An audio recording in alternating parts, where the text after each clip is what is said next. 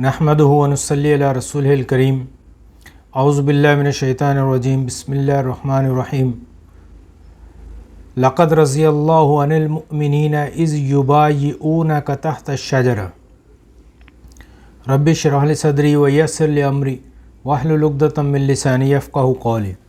मोहतरम दोस्तों, साथियों, अस्सलामु अलैकुम व रहमतुल्लाहि व बरकातुहू। सीरतुन नबी के हवाले से आज रियासत मदीना के हवाले से नबी सल्लल्लाहु अलैहि वसल्लम की ज़िंदगी का जो मदनी पीरियड है उसका एक बड़ा अहम जो टर्न था, जो बड़ा अहम मोड़ है, उसके मुतल्लिक आज हम बात करेंगे, जिसे तारीख़ में सुलह हुदैबिया के नाम से जाना जाता है। हम सीरतुन नबी सल्लल्लाहु अलैहि वसल्लम के हवाले से मक्की दौर को डिस्कस कर चुके कम्प्लीटली। मदनी दौर का जो इब्तदाई जो पीरियड था, जो 5 साल का, जिसमें अक्सर जो है वो सारी जंगें उसमें होती हैं, और उन जंगों के बाद, उस पीरियड के बाद अब ये दूसरा सुलह का पीरियड शुरू होता है। यानी लास्ट हमने ग़ज़वा खंदक जब हमने डिस्कस की थी, जब 10,000 से ज़्यादा का लश्कर लेकर कुरैश ने मदीना पर चढ़ाई की, तो उस वक्त नबी सल्लल्लाहु अलैहि वसल्लम ने ये फरमाया था कि ये आज इनका आखिरी लश्कर है, अब हम इन पर चढ़ाई करेंगे, ये हम पर चढ़ाई नहीं करेंगे। तो फिर नबी सल्लल्लाहु अलैहि वसल्लम 5 हिजरी के बाद फिर 6 हिजरी ज़िक़द का महीना, उसमें आप सल्लल्लाहु अलैहि वसल्लम को एक ख्वाब दिखाया जाता है। अंबिया के ख्वाब सच्चे होते हैं, तो अल्लाह ताला की तरफ से ये ख्वाब आता है कि नबी सल्लल्लाहु अलैहि वसल्लम उम्रा करने के लिए मक्का जाते हैं। नबी सल्लल्लाहु अलैहि वसल्लम सहाबा इकराम को भी ये बात बताते हैं, और तमाम सहाबा इकराम खुश हो जाते हैं कि अब हम मक्का की तरफ जाएंगे, यानी मक्का अपने देश में जाएंगे, मक्का की अज़मत, मक्का को देखेंगे, मक्का में जाएंगे और वहाँ इबादत भी करेंगे। वही बात होती है, और मुसलमान जो है वो तैयारी करना शुरू कर देते हैं। फिर आखिर नबी सल्लल्लाहु अलैहि वसल्लम ज़िक़द 6 हिजरी में दोशंबा के दिन, यानी इतवार के दिन जो है वो हिजरत के 6वें साल में इतवार के दिन ज़िक़द के महीने में जो है वो सफ़र शुरू करते हैं मक्का की तरफ। आप सल्लल्लाहु अलैहि वसल्लम के साथ 1400 के करीब जो है वो सहाबा हैं, कुछ रवायात में 1500 भी आता है। और उम्मुल मोमिनीन में से उम्मे सलमा जो है, उम्मे सलमा रज़ियल्लाहु ताला अन्हा, वो आपके साथ जाती हैं। आप अपनी ऊँटनी उस पर सवार होते हैं और ये सफ़र जो है वो शुरू हो जाता है। यहाँ पर मुसलमान जो है वो अपने हथियार लेते हैं जो कि म्यान में होते हैं, यानी मुसाफिराना हथियार उनके साथ होते हैं। तो इस तरह से ये मक्का की जानिब मुसलमानों का सफ़र शुरू होता है। उधर मुसलमानों को, उधर कुरैश को ये इत्तला मिल जाती है कि मुसलमान जो है वो मक्का की तरफ आ रहे हैं, मोहम्मद सल्लल्लाहु अलैहि वसल्लम मक्का की तरफ आ रहे हैं। तो वो उनको रोकने की कोशिश करते हैं, वो अपनी प्लानिंग करते हैं। और खालिद बिन वलीद जो कि अभी तक मुसलमान नहीं हुए थे, वो एक 200 सवार का लश्कर लेकर कुर्रा नईम, एक इलाका है मक्का से थोड़ा पहले मदीने के रास्ते में, तो वहाँ वो खड़े हो जाते हैं। वो मुसलमानों को रोकने के लिए वो वहाँ पे खड़े होते हैं। नबी सल्लल्लाहु अलैहि वसल्लम भी अपने जासूस को आगे भेजते हैं, और इनको इत्तला मिल जाती है कि वो उन्होंने मक्का में मुसलमानों को रोकने की कोशिश की है। तो नबी सल्लल्लाहु अलैहि वसल्लम वहाँ से रास्ता चेंज कर मक्का के बिल्कुल करीब जो है वो सनियतुल मरार, मक्का के करीब जो इलाका था, वहाँ पहुँच जाते हैं और वहाँ पड़ाव करते हैं। वहाँ ऊँटनी जो है वो कुस्वा ऊँटनी जो नबी सल्लल्लाहु अलैहि वसल्लम की थी, वो वहाँ बैठ जाती हैं। उसको उठाने की कोशिश करते हैं, लेकिन वो ऊँटनी उठती नहीं है। नबी सल्लल्लाहु अलैहि वसल्लम फरमाते हैं कि ये ऊँटनी खुद नहीं बैठी है, इसको बिठाया गया है। यानी जिसने हाथी को बिठाया था उसने ऊँटनी को यहाँ बिठा दिया है। यानी कहने का मकसद ये है कि ये अल्लाह की मर्ज़ी और मंशा है कि ये ऊँटनी यहाँ पर बैठी है। बहरहाल सब लोग वहीं पर उतर जाते हैं, वहीं पर पड़ाव करते हैं, और वहीं एक कुआं था जिसका नाम हुदैबिया है। इसीलिए यहाँ जो सुलह होती है उसे सुलह हुदैबिया कहा जाता है। वहाँ नबी सल्लल्लाहु अलैहि वसल्लम पड़ाव करते हैं, और फिर एक सफ़ारत के लिए हज़रत उस्मान रज़ियल्लाहु ताला अन्हु को मक्का भेजते हैं, ताकि वो उन्हें जाकर बताएं कि हम सिर्फ़ उम्रा करने के लिए, हज करने के लिए, यानी हज असगर जिसे कहा जाता है, उम्रा करने के लिए हम यहाँ पर आए हैं, اور عمرہ کر کے واپس چلے جائیں گے۔ مسلمانوں نے احرام بھی باندھے ہوتے ہیں، اپنی سواریاں جو نشان زدہ ہوتی ہے وہ بھی ہیں، اور اپنے ہتھیار جو ہیں وہ میان کے اندر ہیں۔ تو وہ جا کر حضرت عثمان جو قریش کو یہ بتاتے ہیں، تو قریش حضرت عثمان کو روک لیتے ہیں کہ ہمیں اس بارے میں سوچنے دیں، پھر ہم آپ کو بتائیں گے، تب تک آپ یہیں پر رکیں۔ وہ ان کو وہاں پر زوری جو ہے وہ روک لیتے ہیں۔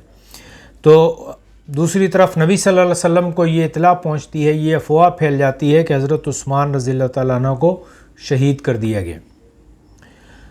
جب نبی صلی اللہ علیہ وسلم تک یہ اطلاع پہنچتی ہے تو آپ صلی اللہ علیہ وسلم تمام مسلمانوں کو، جو 1400 صحابہ تھے، ان کو اکٹھا کرتے ہیں اور ان سے یہ بیعت لیتے ہیں، یہ عہد لیتے ہیں، یہ وعدہ لیتے ہیں کہ ہم عثمان کا بدلہ لیے بغیر یہاں سے واپس نہیں جائیں گے۔ تو وہاں نبی صلی اللہ علیہ وسلم وہاں بیٹھتے ہیں، اپنا ہاتھ رکھتے ہیں، اور دوسرے تمام صحابہ جو ہے وہ اس پر اپنا ہاتھ رکھ کے یہ وعدہ کرتے ہیں کہ ہم عثمان کی شہادت کا بدلہ لیے بغیر واپس نہیں جائیں گے۔ اور آخر میں نبی صلی اللہ علیہ وسلم اپنا دوسرا ہاتھ اپنے ہاتھ پر رکھتے ہیں اور کہتے ہیں یہ عثمان کا ہاتھ ہے، اور پھر وعدہ خود بھی یہ وعدہ کرتے ہیں کہ میں عثمان کا بدلہ لیے بغیر یہاں سے نہیں جاؤں گا۔ اسی موقع کی نشاندہی کے لیے سورہ فتح میں اللہ تعالیٰ نے یہ آیت نازل فرمائی جو اسٹارٹ میں ہم نے یہ پڑھی، لَقَدْ رَضِيَ اللَّهُ عَنِ الْمُؤْمِنِينَ إِذْ يُبَايِعُونَكَ تَحْتَ الشَّجَرَةِ، یعنی بے شک اللہ تعالیٰ ان سے راضی ہو گیا جنہوں نے درخت کے نیچے ان مومنوں نے بیعت کی تھی۔ تو یہاں پر یہ اللہ تعالیٰ نے سورہ فتح کی آیت نمبر 18 میں اس بیعت کا بھی ذکر کیا ہے۔ بہرحال وہ نبی صلی اللہ علیہ وسلم بیعت کرتے ہیں تو قریش کو یہ مکہ میں اطلاع مل جاتی ہے کہ مسلمانوں نے اب لڑنے کا عہد کر لیا ہے۔ تو پھر قریش جو ہیں وہ صلح کے لیے آمادہ ہو جاتے ہیں، اور ایک شخص سہیل بن عمر کو نبی صلی اللہ علیہ وسلم کے پاس بھیجتے ہیں کہ تم جا کر نبی صلی اللہ علیہ وسلم سے معاہدہ کر کے آؤ۔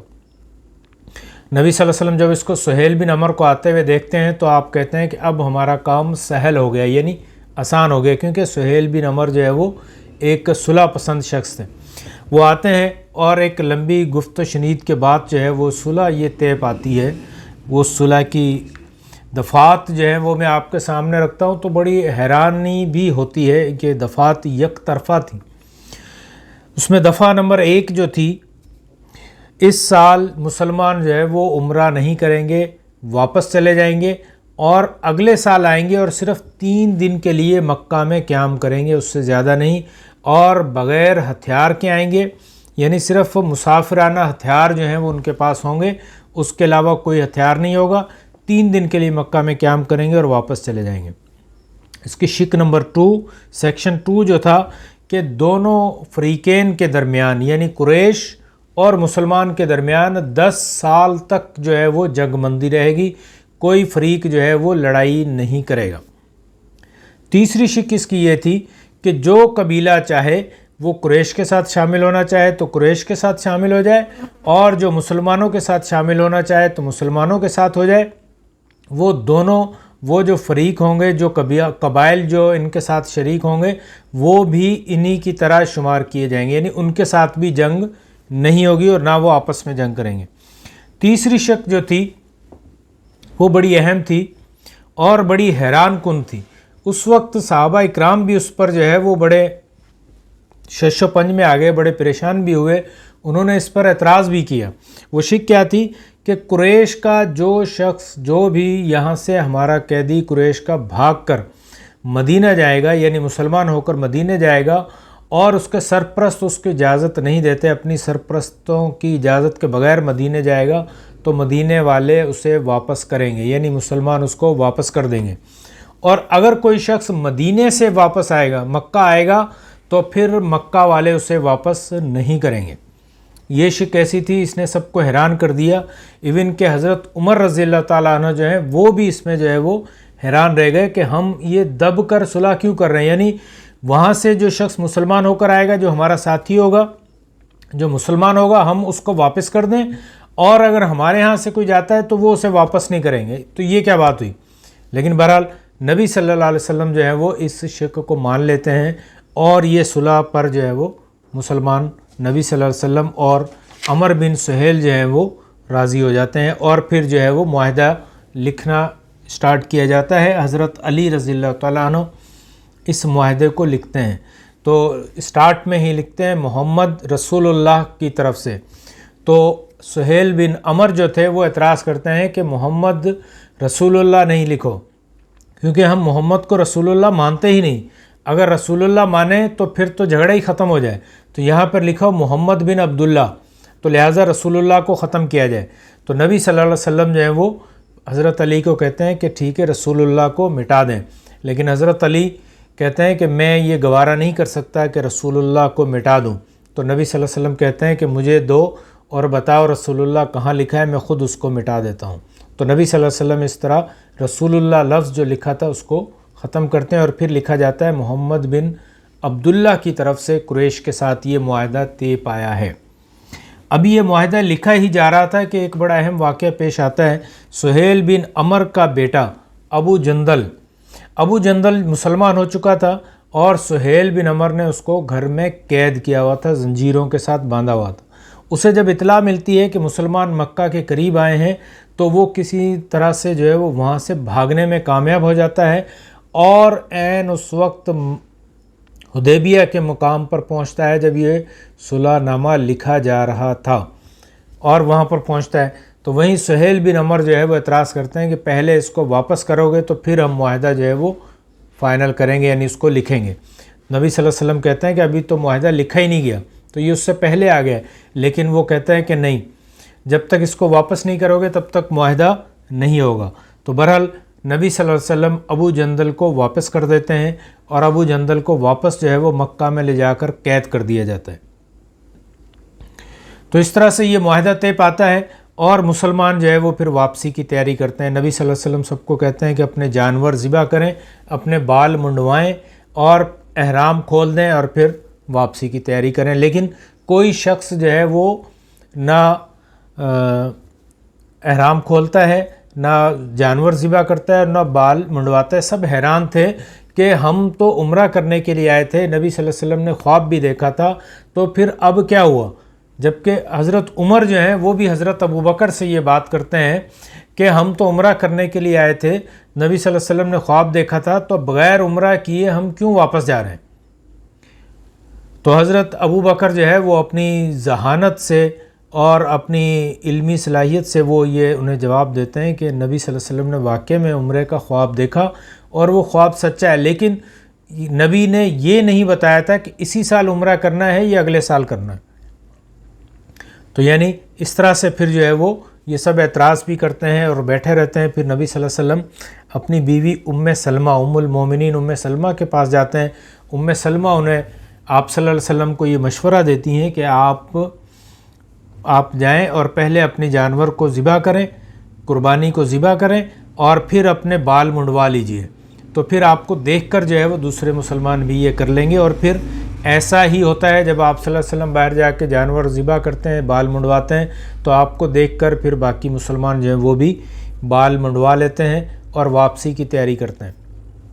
اسی اثنا میں ایک اور واقعہ پیش آتا ہے کہ کچھ عورتیں جو کہ مسلمان ہو چکی تھیں، وہ مکہ میں قید تھیں، تو وہ بھاگ کر جو ہیں وہ نبی کے پاس آ جاتی ہیں۔ تو قریش اس کو لینے کے لیے آتے ہیں ان کو کہ ہمارا معاہدہ ہو چکا ہے، لہٰذا آپ ان کو بھی ہمیں واپس کر دیں۔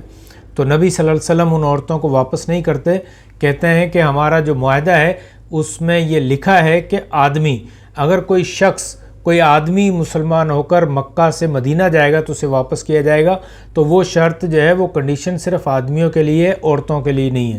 تو نبی صلی اللہ علیہ وسلم اس طرح سے عورتوں کو، ان مہاجرہ عورتوں کو واپس کرنے سے منع کر دیتے ہیں، اور ان کو ساتھ لے کر پھر مدینہ آ جاتے ہیں۔ تو یہ صلح حدیبیہ کے نام سے یہ سارا جانا جاتا ہے۔ یہاں ایک اور بات کہ ابو جندل کو جب واپس کیا جاتا ہے تو پھر کیا ہوتا ہے؟ عام طور پہ مسلمان بھی، ہم لوگ بھی اس پر حیرت میں آ جاتے ہیں کہ آخر ان کو کیوں واپس کر دیا گیا۔ تو اس میں ایک اللہ تعالیٰ کی بڑی حکمت پوشیدہ تھی۔ ابو جندل کو واپس کر دیا جاتا ہے، نبی صلی اللہ علیہ وسلم مدینہ پہنچتے ہیں، تو مکہ سے 2 فرد جو ہے وہ بھاگ کر مدینہ پہنچتے ہیں، قریش پیچھے پہنچتے ہیں ان کو لینے کے لیے، تو نبی صلی اللہ علیہ وسلم ان دونوں کو جو ہے وہ قریش کو واپس کر دیتے ہیں۔ لیکن قریش کے لوگ جو ہیں وہ راستے میں کیا کرتے ہیں، ان میں سے ایک مسلمان کو وہیں شہید کر دیتے ہیں اور دوسرے جو ابو نصیر تھے وہ وہاں سے بھاگتے ہیں اور پھر وہ مدینہ پہنچ جاتے ہیں۔ وہ مدینہ پہنچتے ہیں تو نبی صلی اللہ علیہ وسلم جو ہے وہ ان کو دیکھ کر پوچھتے ہیں بھی کیا ہوا، تم واپس کیوں آ گئے؟ تو وہ بتاتے ہیں یہ سارا واقعہ پیش آیا ہے۔ تو نبی صلی اللہ علیہ وسلم پھر اس کے بارے میں ان کے بارے میں یہی کہتے ہیں کہ ان کو واپس کر دینا ہے۔ تو ابو نصیر سمجھ جاتے ہیں کہ اب مجھے دوبارہ واپس کر دیا جائے گا، تو ابو نصیر وہاں سے مدینہ سے نکلتے ہیں اور مکہ کے جو تجارتی شاہراہ تھی، ایک مدینہ تھی اور دوسری جو سمندر کے کنارے تھی، وہاں پہاڑوں میں جا کر جو ہے وہ چھپ جاتے ہیں ابو نصیر۔ اس طرح سے اللہ تعالیٰ نے ایک تیسرا مقام جو تھا وہ مسلمانوں کے لیے کھول دیا، یعنی ابو جندل بھی بھاگتے ہیں مکہ سے اور جا کر پہاڑوں میں سمندر کے قریب جو ہے وہ ابو نصیر سے مل جاتے ہیں۔ تو اب یہ جو دوسری تجارتی شاہراہ تھی قریش کی وہ بھی وہاں سے بند ہو جاتی ہے۔ تو یہ جتنے مسلمان مکہ سے بھاگتے ہیں یا کسی اور قبیلے سے بھاگتے ہیں تو وہ سارے وہاں پر جا کے پناہ لیتے ہیں، اور آخر وہ پھر ان کو کھانے پینے کے لیے، زندگی گزارنے کے لیے جب جگہ چاہیے تھی، چیزیں چاہیے تھی، تو وہاں سے گزرنے والے وہ قافلوں کو لوٹتے ہیں جو قریش کے قافلے ہوتے ہیں۔ تو قریش ان سے اس حد تک تنگ آتے ہیں کہ وہ پھر خود نبی صلی اللہ علیہ وسلم کے پاس جاتے ہیں اور جا کر کہتے ہیں کہ آپ ان کو ابو جندل اور ابو نصیر کا جو گروپ ہے انہیں واپس بلا لیں تاکہ وہ ہمارے قافلے جو ہیں وہ محفوظ ہو جائیں۔ تو اس طرح سے نبی صلی اللہ علیہ وسلم ان کو واپس بلا لیتے ہیں، اور یہ جو سخت ترین شرط تھی یہ شرط جو ہے وہ قریش واپس لے لیتے ہیں۔ تو اس معاہدے کے صلح حدیبیہ کے بہت سارے فوائد ہوتے ہیں کہ مسلمانوں کو 10 سال کا عرصہ جو ہے وہ مل جاتا ہے امن کا، یعنی یہ اب جو ہے وہ کوئی جنگ نہیں ہوتی، تو امن میں جو ہے وہ اسلام زیادہ پھیلتا ہے۔ اگر آپ اسلام کی، مسلمانوں کی آبادی کو دیکھیں، مسلمانوں کی اسلام کے پھیلاؤ کو دیکھیں تو سارا امن کے پیریڈ میں پھیلا ہے۔ ایون کہ قریش میں، مکہ میں، عرب میں بھی ہم دیکھیں تو جب نبی صلی اللہ علیہ وسلم حج کرنے کے لیے جاتے ہیں 10 ہجری میں، تو اس وقت نبی صلی اللہ علیہ وسلم کے ساتھ جو ہے وہ تقریباً 1.5 لاکھ کے قریب لوگ تھے۔ ڈاکٹر حمید اللہ لکھتے ہیں کہ 1.5 لاکھ کے قریب لوگ، صحابہ اکرام تو نبی کے ساتھ تھے، اور ہر گھر کے، یعنی تمام مسلمان تو نہیں گئے تھے، گھر میں ایک فرد گیا تھا تو باقی 3-4 افراد، کوئی بچے، کوئی ضعیف، کوئی عورتیں، کوئی بیمار شخص جو ہے وہ پیچھے تھے۔ تو 1.5 لاکھ کے پیچھے جو ہے وہ 3-4 افراد ہر فرد کے ساتھ جو ہے وہ گھر پر باقی تھے۔ تو یہ وہ کہتے ہیں کہ ان نیکسٹ صلح حدیبیہ کے بعد 3-4 سال میں جو ہے وہ مسلمانوں کی آبادی جو کہ پہلے 1500-1600 تھی، 3-4 سال کے بعد جو ہے وہ 5 لاکھ تک پہنچ جاتی ہے۔ تو یہ صلح حدیبیہ جو کہ اللہ تعالیٰ نے اس صلح حدیبیہ کو فتح مبین قرار دی ہے، تو اس سے یہ ہمیں پتہ چلتا ہے کہ یہ واقعہ میں فتح مبین یعنی کھلی ہوئی فتح تھی، یعنی مسلمان جو ہے ریاست مدینہ جو تھی وہ اسی پیریڈ میں مضبوط ہوتی ہے، اسی پیریڈ میں وہ پھیلتی ہے، اور اسی پیریڈ میں صلح حدیبیہ کے بعد اگلے 2-3 سال کے اندر پورا عرب کا جو جزیرہ تھا وہ سارا اسلام لے آتا ہے، سارے کے سارے لوگ مسلمان ہو جاتے ہیں۔ یعنی 6 ہجری میں یہ ہوتی ہے اور 10 ہجری یعنی 4 سال میں، تو تقریباً 4 سال کے اندر، 3 سال کے اندر جو ہے وہ تمام لوگ مسلمان ہو جاتے ہیں، ریاست مدینہ مستحکم ہو جاتی ہے، اس کے اصول، قوانین، ضوابط اور اسلام کے تمام احکامات انہی 4 سالوں میں، 5 سالوں میں جو ہے وہ تقریباً سارے جو ہیں وہ نازل ہوتے ہیں۔ تو یہ صلح حدیبیہ کے حوالے سے چند باتیں تھیں جو کہ یہاں میں نے آپ کے سامنے رکھی۔ اس میں ایک چیز اور کہ جب نبی صلی اللہ علیہ وسلم اس عمرے کے لیے نکلتے ہیں، صلح حدیبیہ کے لیے نکلتے ہیں، تو پیچھے ابن ام مکتوم جو تھے ان کو جو ہے وہ قائم مقام مدینے میں بنا کر اور پھر نکلتے ہیں۔ اس سارے سفر میں ام سلمہ، جو نبی صلی اللہ علیہ وسلم کی بیوی تھی، وہ آپ صلی اللہ علیہ وسلم کے ساتھ تھیں۔